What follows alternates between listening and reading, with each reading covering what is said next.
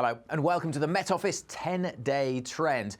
There's plenty going on in the shorter term with our weather, and for the very latest on the weather warnings, visit the Met Office website or download the Met Office app.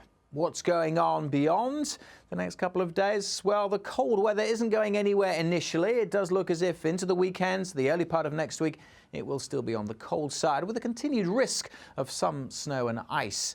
But there's a bit of uncertainty as we go into the early part of next week. And then beyond that, well, if you're not enjoying the cold, some perhaps good news, because there are signs that slowly next week it will be turning a little bit less cold.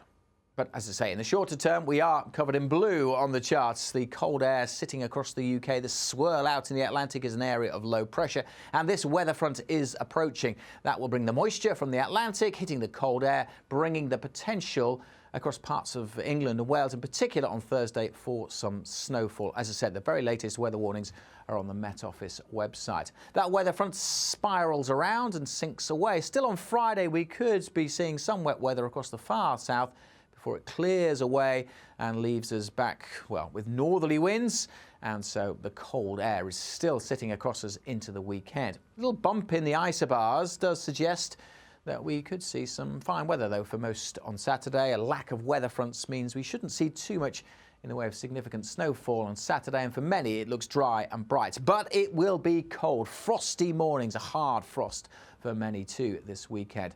Probably still frosty on Sunday morning, but as we go into Sunday, well, we start to raise a few question marks about the details of the forecast. I'll show you Sunday's chart, how it looks at the moment. A little ridge of high pressure trying to hold on, but then this weather front is trying to come in again, and again coming in from the Atlantic, bringing moisture, potentially hitting the colder air, so the possibility that that could certainly bring some snow across parts of the west. But there's a lot of uncertainty about that. Why so? Well, let's go back in time and take a look at the bigger picture. Exceptional cold across the US at the moment, and that's still in place across eastern Canada, the northeast of the US on Friday. That cold air driving south, hitting the warmer air further south. Well, that energizes the jet stream, that fast-moving ribbon of air high up in the atmosphere, and it adds complications as low-pressure systems come spiraling out of that exceptional cold. Well, that gives rise to, as I say, complications through the course of the weekend, particularly with how they interact with the jet stream and the exact development of these low-pressure systems and how that makes our weather change into the early part of next week. Now, notice the exceptional cold never gets across the Atlantic. We don't see the dark blues and the purples, but the cold air is still across us, and that complication with the jet stream and those low pressure systems means there's going to be uncertainty about the timings of these weather fronts as they come in from the west. What we can say early next week is that we are looking to the west. We're not looking to the east as we have been at times through this winter. These weather fronts will again bring moisture, but notice they're tied into some slightly warmer air, the green colours there. So as they arrive, they'll be bringing warmer air, but also some moisture. So it's always going to be on a balance about when those weather fronts arrive, the exact timing, the intensity as to whether we see rain, sleet or snow. But those weather fronts are expected to bring some spells of wet weather through Sunday, Monday and possibly into Tuesday.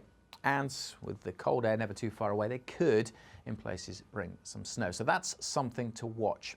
Beyond that, as we go through the middle of next week and beyond, it does look as if temperatures are most likely to be rising. What I've got here is the chart from the European model when we run it several times, and each dotted line is a potential forecast. Now you can see there's quite a spread, as you'd expect, but there are definite themes there. This is the date as we go on to next week, Monday, Tuesday next week, and it's a representation really of the temperature, not at the surface, but not far away from the surface. So it's giving a feel that the colder conditions will persist. That's what we've got now, not much change, and then there's a bump early next week, and suggestions are that it will turn a bit milder through the early part of next week that may well last beyond into the end of next week. So that's the suggestion. We've got those weather fronts adding complications early next week, but generally later next week, it should be turning a little bit less cold. It's still February, temperatures just be closer to average, but we should see less extreme weather, so probably fewer warnings in place, and most likely to see southwesterly winds, so no real signs at this stage of an easterly. This is later next week. It's a long way off, so make sure you stay tuned to the forecast for updates. And as I said at the start, the very latest on the warnings, the current wintry weather available on the Met Office website or on our app.